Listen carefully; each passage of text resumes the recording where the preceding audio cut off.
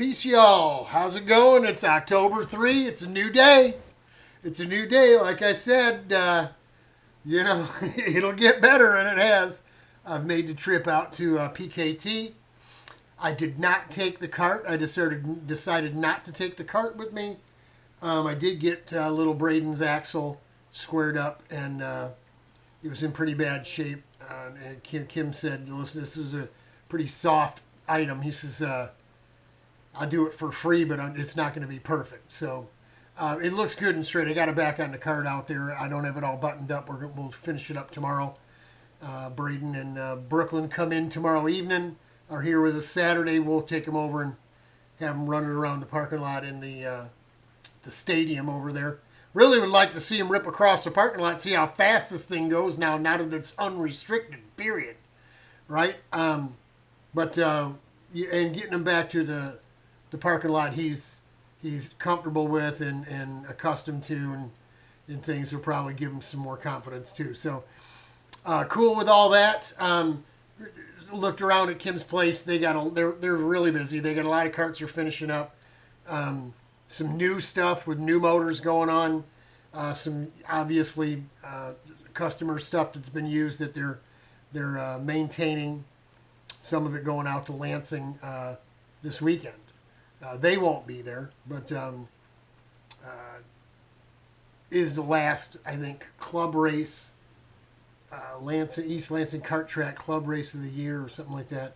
So, there should be a good number of kids out there. And they kind of give me some info on the cadet chassis / 206 4-stroke junior sportsman stuff and what to expect and what have you.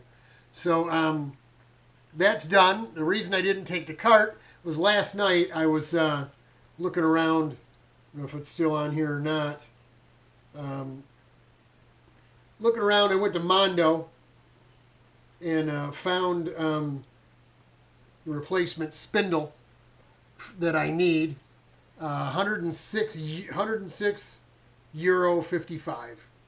So you do the exchange rate plus, I think it's 20. It's either $25.99, $29.99. The shipping it's a straight rate. It was $5.99, no insurance anywhere when I first started dealing with Mondo, and that was the greatest thing. Was you take a chance of not insuring the package, but it cost you $6, man.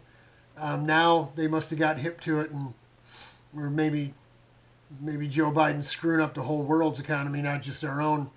And it's pricier now. So going out there, I decided I found this and went out, took the picture out in the garage, made sure it was the right one. And then, this just was like 12 o'clock last night, right? I'm in my jammies, no shoes on. It was just driving me nuts. So I took a straight edge and I laid it right along this thing won't turn. Right along the axle, the stub axle, right up to the shoulder. And it's relatively straight. I think it's bent right at where that shoulder is, right? Which in turn would cause that bearing to hang up a little bit because it just needs a little tap. Once you tap it with the brass, or I used a dead blow, once you get it to move, it slides right off. Well, when I told Kim I didn't bring the cart, he said, "Oh, really? Why is that?" And I said, "Well, I understand from Patrick that the more nut and bolts you need to remove and physical work you have to do to get to the issue, right, to get to straightening the frame, the more it's going to cost." And I understand that. Time is money. So I said I'd like to, make sure I need a spindle, go buy a spindle, get the spindle bolted on so all you need to do is hold the chassis down, do your adjusting, get it to 0 or maybe even 2 degrees positive. So when I sit in it, it comes to 0. And we'll be good to go. And he says, "Well, what's wrong with the spindle?" I said, "I think it's bent." He said, "Well, we straighten steering shafts." As he's straightening Braden's axle, He says, and he's not even looking. He says, we straighten steering shafts, other axles. We straighten spindles. We straighten, if it can be done, we straighten all kinds of things. So, Nerf bars and stuff, if it's possible, you know, unless, you know, just to make it fit or whatever, maybe it got tweaked. But, you know, whatever the case may be. I said, so you straighten spindles. That doesn't, you're not concerned about it breaking or anything. He said, no, it depends on where it's bent and how it's bent. So, when I got home, I sent him a text message right away and said, hey, thanks for you and Alex taking the time to just sit there and BS with me. We talked history of karting, their history, my history, karting's history, where road racing is heading, the whole 9 yards. You know, we all kind of threw our 2 cents. And it's interesting hearing the projected, understood history or future of road racing from a road racer that's never raced a real road racing kart, which is a laydown. Sprint karts were made for sprint tracks. They were not made for big tracks. Now I know what you're saying. Well, back in the 50s, back in the 60s, when you went they started road racing with sprint karts. I said, yeah, but then they ended up laying them down. And eventually, if you didn't have a laydown, you didn't have a chance. And so, you know, culture changed, time changed, whatever. But it's interesting to hear their version of what they think the future is. And they, I don't want to say they don't believe it's laydown karts. But they said, you know, other than Mid-Ohio or Pittsburgh, we don't even really recognize any. There isn't really any laydown karts anywhere.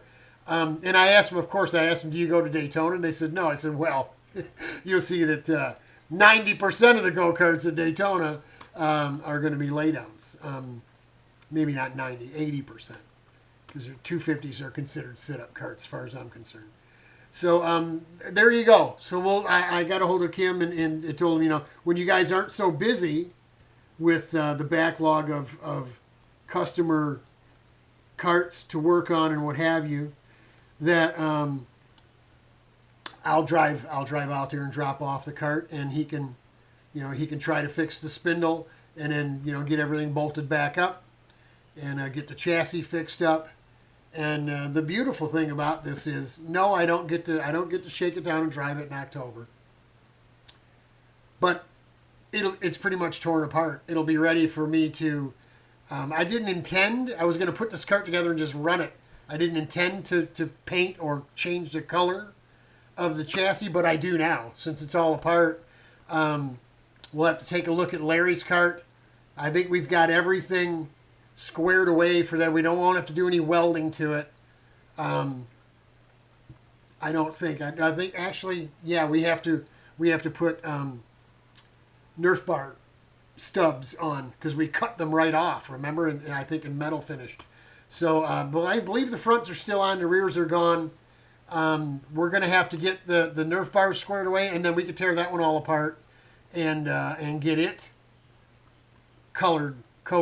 RPM color coded, and you know what I'm talking about. It probably looks something like this right here. That's right. We're gonna need to get the RPM color on the chassis.